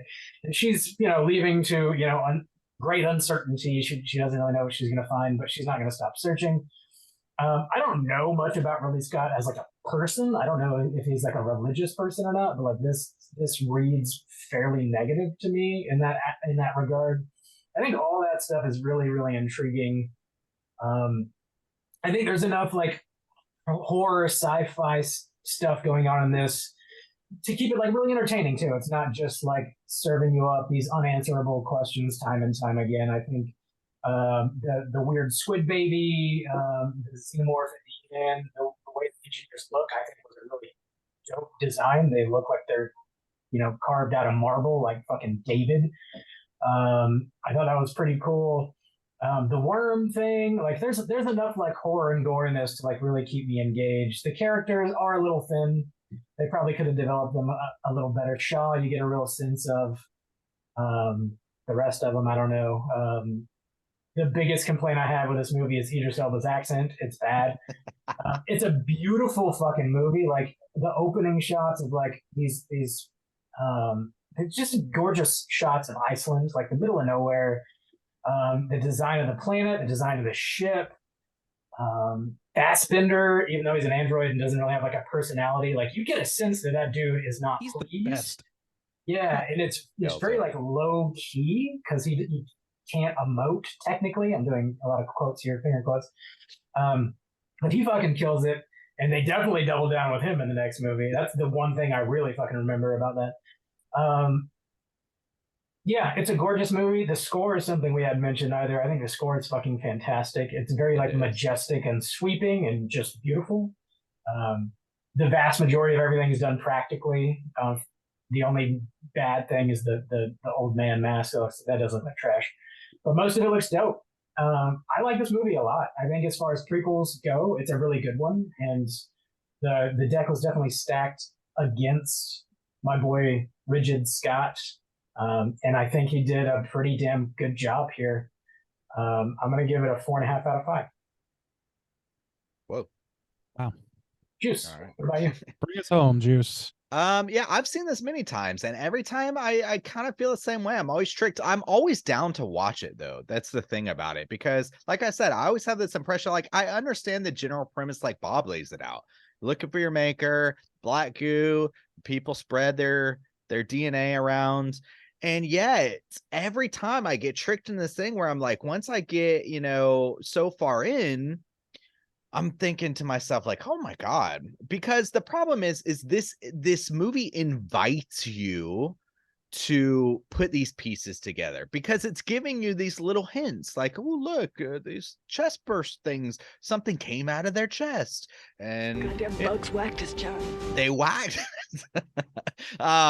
Like they're inviting you, like, oh, the ship, and oh, the helmet and stuff like that. And to be honest, those were kind of my favorite parts. I don't mind the idea that you're weaving in this theme of, Alien as a creation, because it was an idea that we explored in the first Alien film, about the chest bursters and stuff like that. So it's not completely new. They just dive in deeper to it. But the problem is, I think they were juggling too much. I think they want to give you some really rich lore, some really deep things to chew on, while also paying service to the alien story and connecting these things and making it comprehensible. And to be honest, I respect, at least. because I feel like there was a really strong attempt here. But to kind of Randy's point, it kind of, when he said that, it made me think like, would you rather have a hamburger that's made correctly? Okay. Like it's supposed to, it's got the buns and it's got the cheese and it's got the ketchup, or would you rather have like a really awesome steak, but that's got cotton candy melted on top? You know, it's like, would you know, having something that's like they want to make it so almost elevated and deep and thought-provoking, but also they want the action, and let's throw a zombie guy in there and he's gonna beat some ass and stuff. It's just like it leaves a bad taste in my mouth, because it's like, if you're gonna give me this one story, then give me that story. That's what I kind of, you know, that's fine. Because that is not scary to me. That zombie guy beating ass does nothing for me. It's not scary. I agree, but it's a dash of action, adventure. Yeah. I think it's fine. And I think it's like action I don't adventure think is, it's is fine. great. Like, There's honestly, nothing like, wrong with action adventure. It's just Yeah. to me, it's You know like what's- not.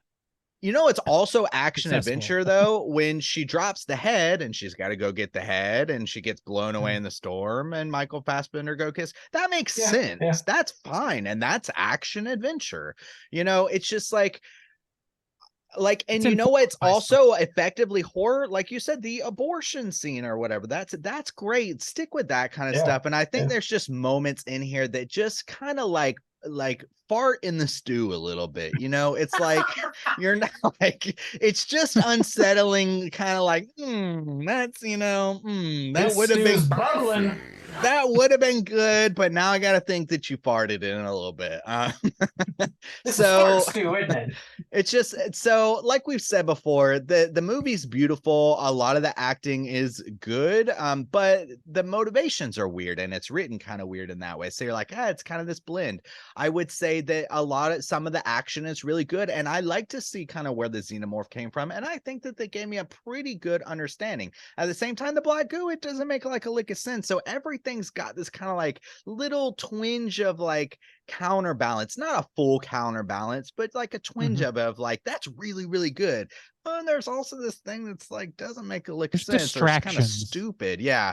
And that's pretty consistent throughout the movie. I feel like every good point has this kind of negative little counterpoint.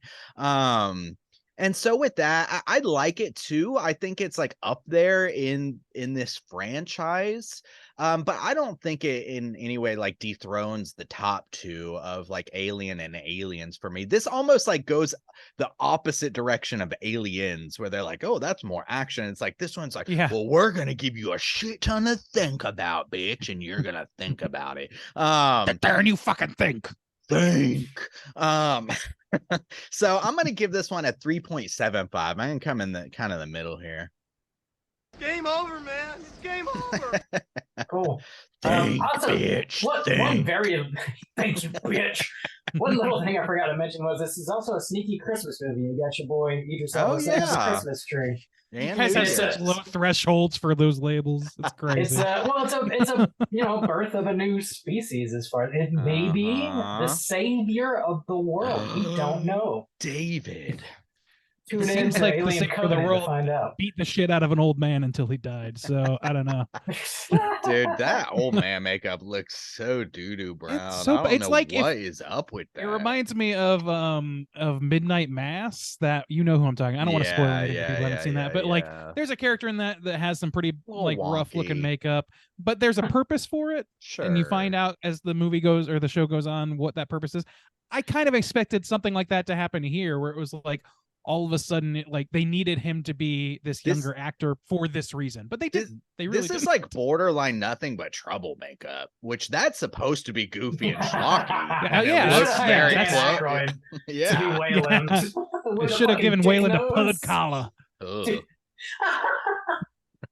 Hell yeah. You're blasting that alien theme, and it's real thick. You're gonna need this pud collar, boy. Let me tell you. Oh my so God. with Justin's 3.75, that's gonna put our aggregate at a 3.9. Let's jump into our Rotten Tomatoes segment, see what the critics and users think about Prometheus. Certified. Dead. All right, ladies and gentlemen, this is the Rotten Tomatoes segment of the show in which I'm going to have these two gents guess within the best of their abilities what the aggregate positive score is for Prometheus by Ridgely Cock. And we're going to start, as we always do, with the critic score. There are 315 reviews counted here, and I'm going to start with Bob today. Bob, out of those 315 critic reviews, what percentage would you guess are positive reviews? I know this movie does get a decent amount of hate. I don't know if that's like from fans or critics or both, but I know this is like kind of hotly contested to some degree, anyways. So I'm not going to go crazy high here. I'll take a 62%, please. 62 percentile. Juice, where are you at with it? What do you think these critics are calling for this movie? I think the critics will probably be warmer. I'm thinking, because there's a lot of great aspects going on as far as like we said, that the actor choices and some of the performances. Michael Fassbender fucking kills that. I didn't mention that, but yeah, he, and then like the cinematography and stuff like that. So I think this is going to be more of a kind of critics movie, and it's a little fart sniffy, and some of it's think aspects. So yeah, I'll say 70. Think. All right. Well, with 3% difference, Juice is going to take this one. 73% certified fresh threshold. That's pretty good. Hell yeah. Yeah. That's Not bad at all. Not that's bad. sound like Idris Elba over here. It's Christmas time, you know. Hey there, cowpoke. I'm piloting this here spacey craft. What if Is it was you like an fucking android? full Space. Yosemite thing? Oh, I just hate them alien boys. I always wanted to fuck me an android. Okay, Roy. we're gonna. This is slowly turning into our review of Doom. Yeah. Let's jump over to our audience score. There are 250,000 plus ratings. So this is before the verified ratings era of Rotten Tomatoes. 250,000 plus. Juice, we'll start with you this time. What do you think the percentage positive scores are for that? I think this one's going to be the lower one. I think this is going to be too fart sniffy, too like over the top. People are going to be coming into this wanting a lane, action or horror or adventure. They're going to want like something a little less convoluted. And so I'll take a 60 on this one. 60. Bob, how about you? Yeah, the butt hurt I could see floweth pretty strong. I'm gonna go with the under here with a 55. 55. All right. With a difference of 8%, Juice is taking this one as well. 68%. Whoa, 68% positive. hell yeah, sweet, Bob. I gotta say that's definitely a higher score than I anticipated for Yeah, that many too. ratings. Me Yeah, too. for sure. I would not have guessed that. Here is what the critics' consensus reads. It says Ridley Scott's ambitious quasi prequel to Alien may not answer all of its big questions, but it's redeemed by its haunting visual grandeur and compelling performances, particularly Michael Fassbender as a fastidious android. I think that's all pretty fair. Yeah. Yeah. Me and the Randy thing are is- definitely more on point this week, Bob. You're just My boy Rigid Cox. Yeah. You know, he knows what he's doing. He sure does. Yeah, that's it for Rotten. Oh, wait, I'm sorry. No, I forgot We've to read the almost negative closed out reviews. this franchise, by the way, boys. I know. Two more movies, and that'll do I it. gotta Yeah. remember Just what the fuck happened in one. Covenant. I have no No. remember. Oh, the Predator versus Alien vs. thing, Predator 2, Yeah, and Requiem. then damn it. Alien Yeah. 4, God Resurrection, whatever. Damn those verses.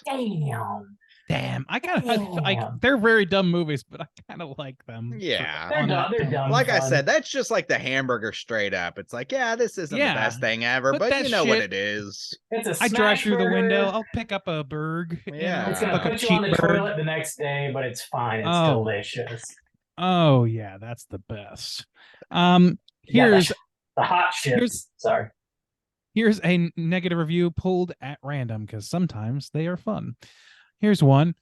The best looking stupid movie I've seen all year. It's sumptuously photographed and often inane.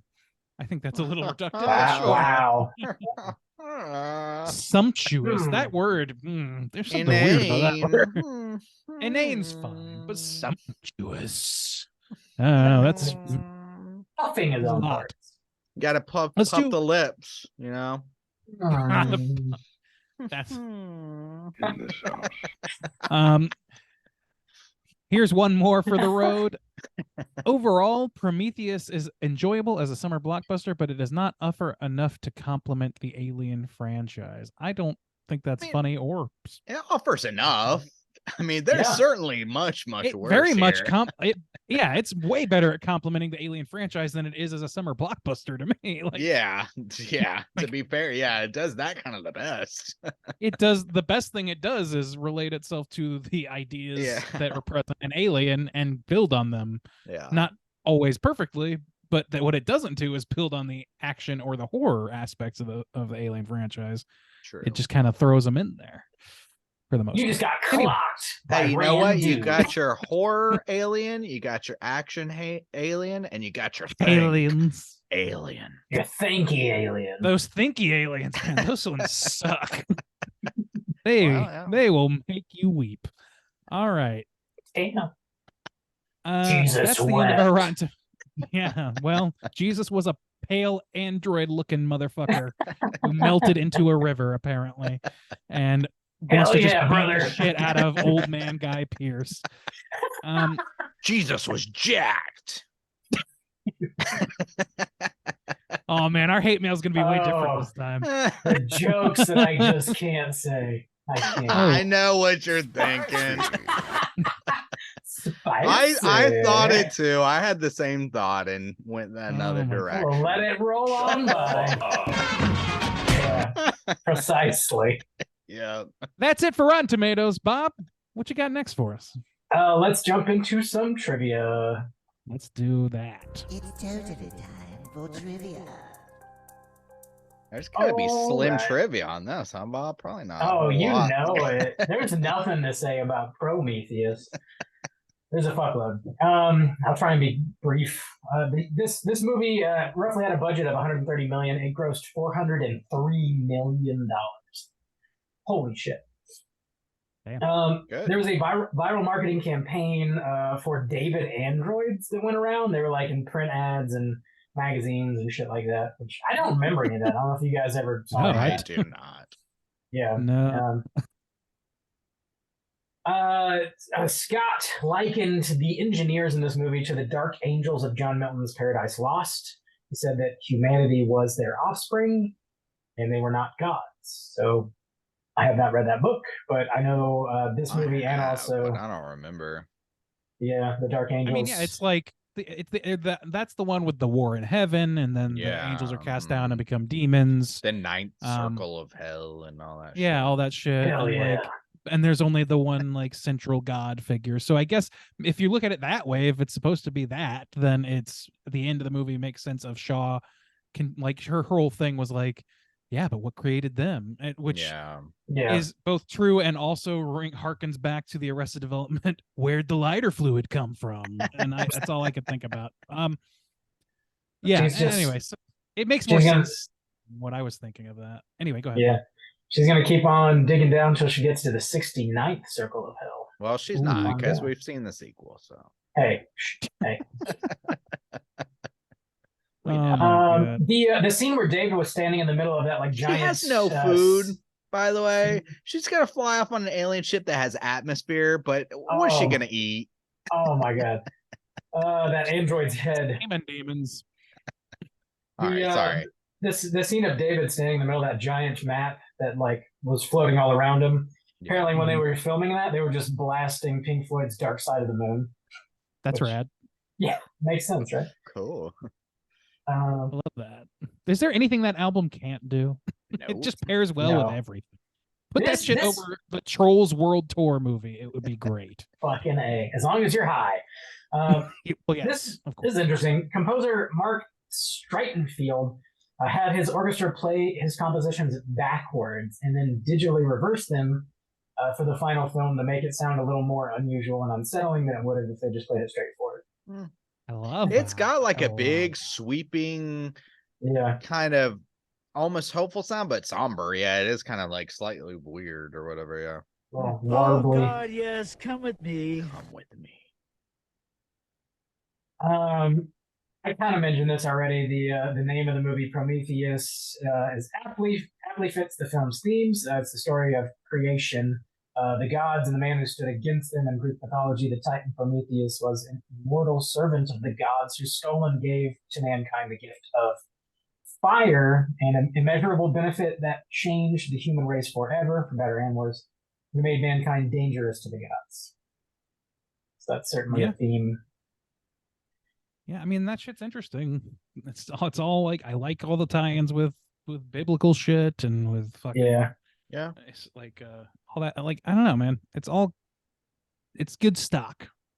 There was going to be an allusion in this movie to Jesus Christ, one of the engineers being Jesus Christ. And I mean, I guess you could kind of read into that if you wanted, but it's not like explicitly stated in the movie. I think originally it was going to be, but that might have been. Well, that was another thing that was kind of far. weird too, because they're like, oh, they want to come back and destroy humanity. But all the cave paintings said like they've been hanging out on Earth Chilling, yeah. for a while, because they said, oh, these paintings are separated by thousands of years. It's, you know, it predates it by a millennia, and it's the dude fucking doing the, you know, That pointing is to a the confusing thing. Like, stars. why did they paint those? It's clearly like, come here. Like, it's clearly inviting them to go somewhere. Is it? Yeah, but it's go not, to their, why would they invite them to their facility where they make chemicals? just to beat them up? Yeah. Come hang out with us on our factory. Hey, That's yeah, come on cool. over. We're gonna have a good time. We're gonna Not have our some home. black dudes. Fun. Didn't you come on by? Nothing dangerous will be. So this movie takes place in 2089 and the majority of it in 2093, which is just 29 years before the original Alien movie. Damn. I didn't realize it was that close to that. Yeah, I didn't really. That makes it kind of weirder. It's a little bit harder to accomplish the spread of that species. Well, also wasn't there I guess they grow pretty fast in the original Alien? Don't they go there because there's a distress beacon? Do they go to the Prometheus ship itself? I think so. That is because I like remember they get the a horseshoe, signal. the horseshoe ship. Yeah, they do. Yeah, you're right. So that does make sense then, because they will have shown up a few years later. That thing would have stowed away or whatever new version.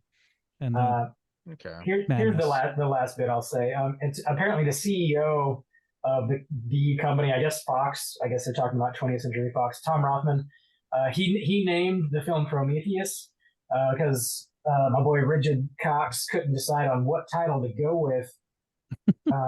He was originally thinking of just calling it Paradise or Alien Paradise. And of course, that theme rolls into Alien Covenant as well, because the Paradise Lost is like referenced quite a bit, I guess, in this movie and in Alien Covenant. To be fair, that's also kind of like a ballsy move, because I remember when they promoted this, there was some question about like, is it like really tied to Alien and stuff like? I remember that being posited. Yeah, there's like a. I don't know. There's a lot. This movie is a big swing, man, in every way. I really respect the results of what is ultimately like a very, very fucking ambitious and difficult thing to pull off. So, so yeah, that's all the trivia I got for now. Let's jump into Cooter of the Week. Oh, hell yeah. Straight chillin'. Cooter of the Week.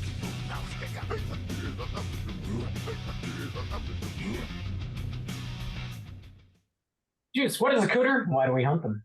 Cooter's character type in a straight chillin' exclusive. Cooter must hit 3 of these 5 points to be considered a cooter, but we want the cooter with the most points. 5 points of cooterdom are sexual deviance, manipulation, smug arrogance, overall looking attire, and overall patheticness. Boys, I think we got some cooters on our hands. Seems that way. Let's see. Could we say let's start with old David? I think David might be a Yeah. cooter, an android Yeah. cooter. Smug arrogance. Ding. Yeah, Right. smug arrogance, manipulation for sure. Yeah. Well, he is a tool of manipulation and becomes his own manipulator by the end. There's almost like this twinge of sexual deviancy with the fact that this woman gets impregnated with an alien and then he won't allow her to have an That's true. abortion. Yeah. It's not for sexual gratification, which makes it seem Yeah. weird, but it is like a sexual crime Yeah. in my mind to force somebody who's impregnated to keep their child. Yeah, it's like her body and her choice, huh? Who would have thought? I just have Strange. this weird innate feeling that that's true. Huh. That's morally correct. Well, that Yeah, sounds it like seems 3 out of 5 already. Yeah, that's already 3. So what's left? 3. Looking He looks looks dapper as fuck pathetic. for an alien. He or looks for a good, but robot, he rather. is bleeding that milk again. You know, these androids Mhm. always Yeah, got they- that milky shit. He always the milk bleeds in your thick neck. please. skim. And then overall patheticness. I mean, the fact when he's just like a head and like can't really do shit anymore, that's kind of pathetic a little bit. Is that right? like a prerequisite for alien films? Is that the robots have to just become like heads and then yeah, just like, milky yeah. oopsie, heads? can I get some help? We've all been there. Well, so yeah, either way he hits enough. How about old Waylon himself, crusty head ass? Oh, Dude, God, he looks manipulation through the fucking roof. terrible. Yeah, looking It's tired, tired. check. It's your face, He dude. looks Fix he it. looks like literal beef jerky. Like he doesn't look like it looks like they just like fucking spirit gummed beef jerky to his He face. looks like a dried out ball sack. He's just like Yeah, he does. Yeah. Oh, ball face. you need to Waylon. moisture the boy like. moisturize the old testicles there, my guy. Damn. You need a little lotion, my guy. It's been a long time. a little chapped.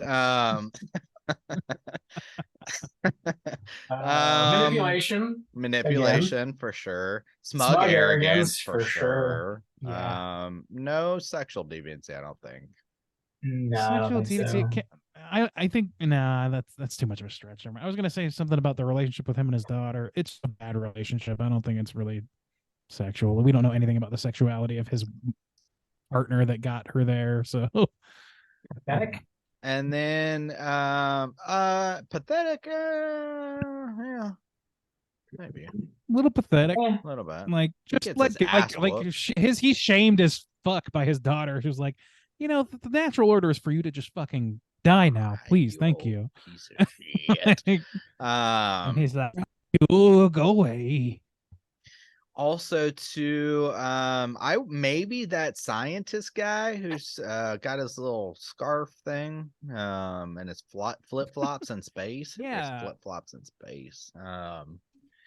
Dude. I didn't I know- notice I he's don't wearing know. flip. I He missed very that, was. yeah. He was wearing a like neckerchief scarf and flip I flops saw that. in space. He packed that. He packed it. That guy's he's a good actor too. He's in a bunch of shit. Yeah. So he's like he's got smug arrogance for sure. His little pouty thing that he falls into. Oh, I just made the most significant discovery ever. Oh That's my not good God. enough. Pathetic and smug arrogance. Yeah. And a tire. And a tire. Boom. Got him. Damn, we're just Yeah. right with Cooters. We got 3. This is a Kubrick movie, It really Yeah. is. And then the engineers. The engineers, yeah. Yeah. I know like thematically it's like interesting to have like these beings you think of as like superior wise gods wake up and just start like become barbarians or whatever. But it's very funny kind of at the same time that they look at this guy and then just gets up and starts wailing on motherfuckers like God damn. Like it's a Yeah. fucking I don't know. Yeah, like the motivation of that thing too, of like, I'm just gonna whoop your ass. I didn't really get it. Like, I don't know either. Like He Also, saw I didn't Waylon's know- face and was terrified. Going I to also pull- no, didn't know. tricked them. Like if it's so, but like Yeah, I or kind of capture I like them, it. Don't or- like it. Yeah, or just ignore them because he can Yeah. do whatever he wants. Yeah. It's not like Also, they're gonna I don't stop know him. why They don't know what he's David doing. would know that that thing is on the way to get Shaw. He's like, he's coming for you. I'm like, how do you? Yeah, what know? the fuck was You're that? ahead. Yeah, dude, you really surmised a lot here, guy. Yeah, I think we got him. we We got him. Yeah. Yeah. So we half got the plenty of damn cast cooters. here. Yeah. Mm-hmm. All right. Scooter heavy movie. Super heavy. Mhm. Let's skip what we've been watching this week. We got a hard out tonight, but we do have 2 voicemails, so let's jump into our hotline screens. Hotline screen.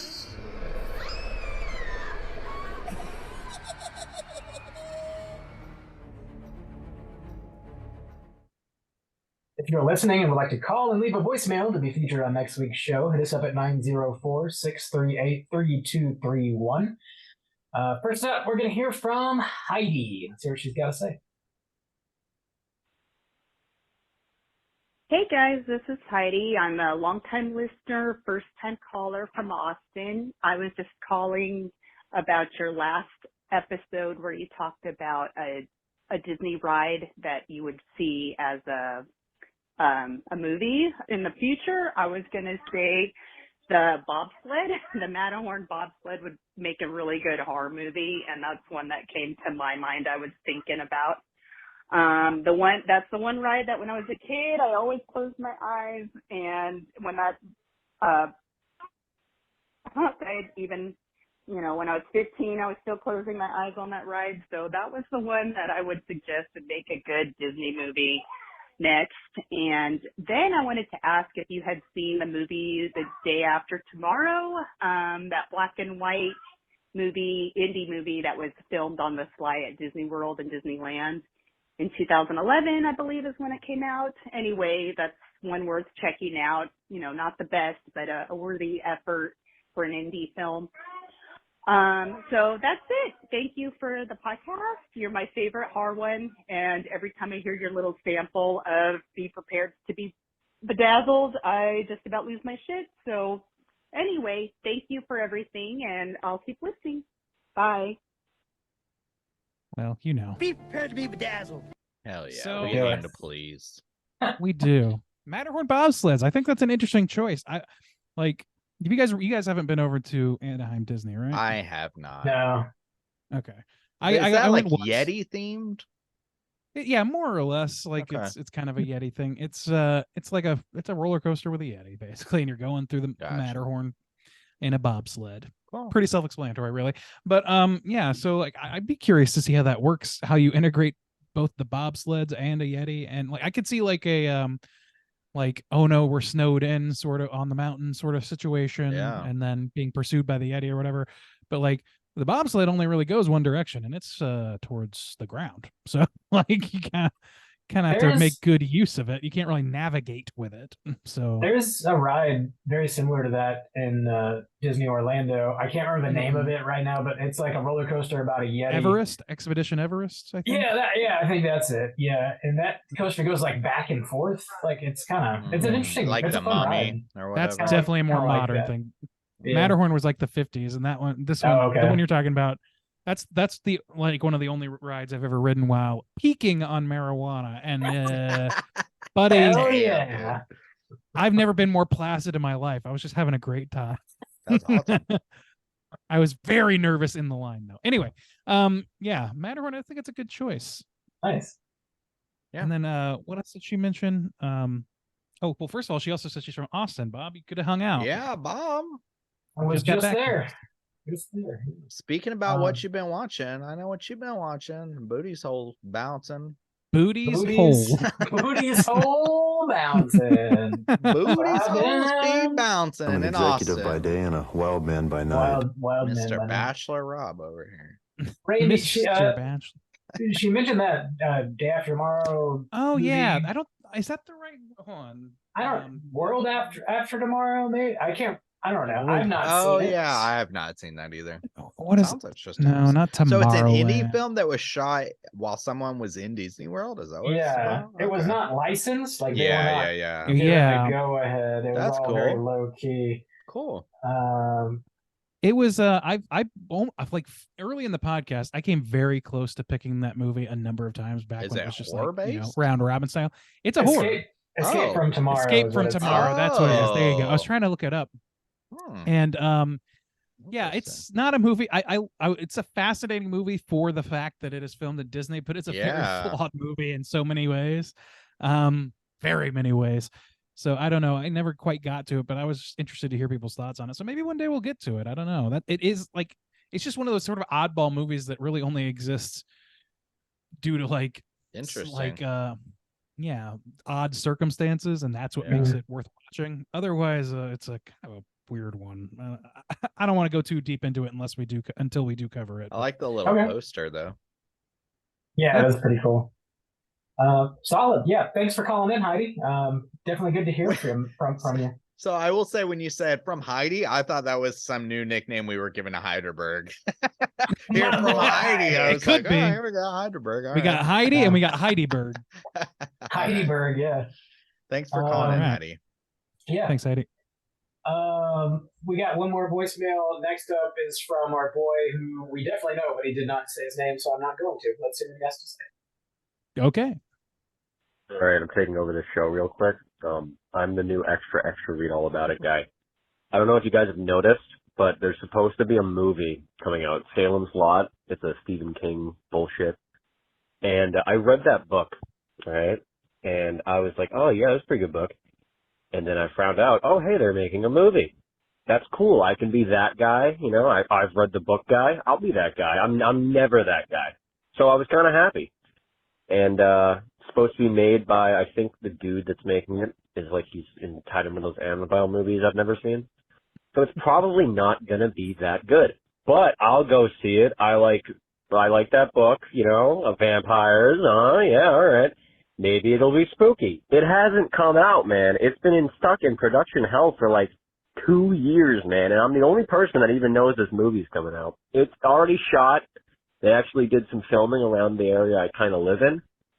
Fucking where is it, Universal Studios? What the fuck's going on? So, my question to you guys, because I'm currently going through hell, is what's the longest you've been hyped for something that kind of got stuck in production hell? It can be a movie, a fucking video game, it can be anything. The longest you've been hyped, and was it worth it? 'Cause I know there's been some shit that's been made that it took years to make. And I'm currently dealing with that with Salem's Lot. When it comes out, I will let you guys know, but I don't think it ever is. I think it's gone forever. All right. Later.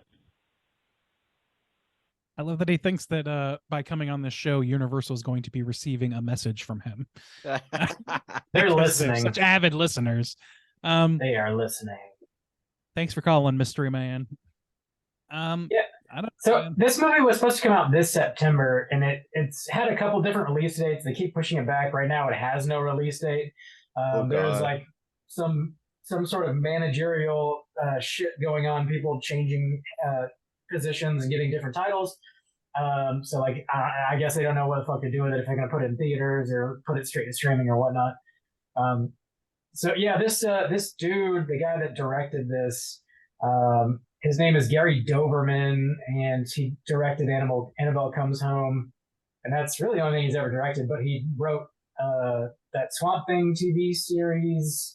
He wrote all the Annabelle movies. He wrote Nun. He wrote It, the newer It. Anyways, so he's written a lot of horror shit. A lot of horse shit. Horseshit. Who knows when we're gonna get it? To answer his question, like something that had been stuck in development hell that we've been waiting for a while to see. This isn't really like development hell, but I waited a solid 2 years for Halloween Kills. I mean, we all did in one way or another, but they had it done, and then the pandemic hit, and it sat on the shelf for another year, which was a bummer. But that was the first thing that came to mind when he asked that question. Yeah. I can think of a few things that like disappointed me or otherwise just took a long time. Like I could say that like I love Zelda. This is not news, but the new Tears of the Kingdom, it took like a long fucking time for that game to come out, like a long fucking time. And a lot of people got really pissed off. Huh? Yeah, it did. It took like 5 years. Yeah, that's a long production cycle for a game like this. Okay. No, it is. It's like they delayed it like 3 times. Okay.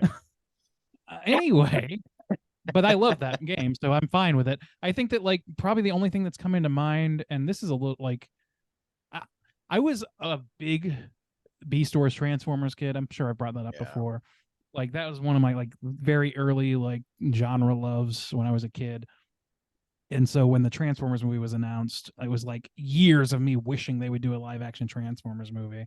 And then the Transformers movie came out and it was real fucking bad. And I hated it and I still hate it. And it's like never really recovered as a property from me, except for like the nostalgia factor of the stuff I liked as a kid, which is probably the way it ought to be because it's meant for children. So whatever.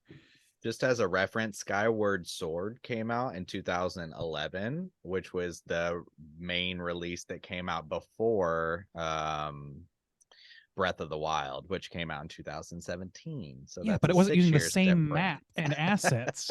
It took a year for them to make Majora's Mask after Ocarina of Time released. That's the only example of that happening, though. Yeah, it's the only other example of a game being built on the same fucking Zelda game being built on the same infrastructure. Yeah, that's fair. But anyways, I know you're hyped for that. Just waiting, counting on that. Actually, I was listening to an episode like an old episode from like 2019 or something, and you were referencing like, "Oh my god, that new Zelda! I can't wait to get it." Dude, like 3 years it's a long out. fucking wait.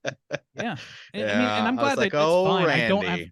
I don't have any regrets about it because it turned out Yeah. great. Like, if it hadn't turned out great, if it had sucked, a lot of that would have been because I waited for it to suck. So I understand the Salem's Lot concern for somebody. Also, I love being the guy who's read the book. I love being that guy, but I just don't want to read books, so I just never get to.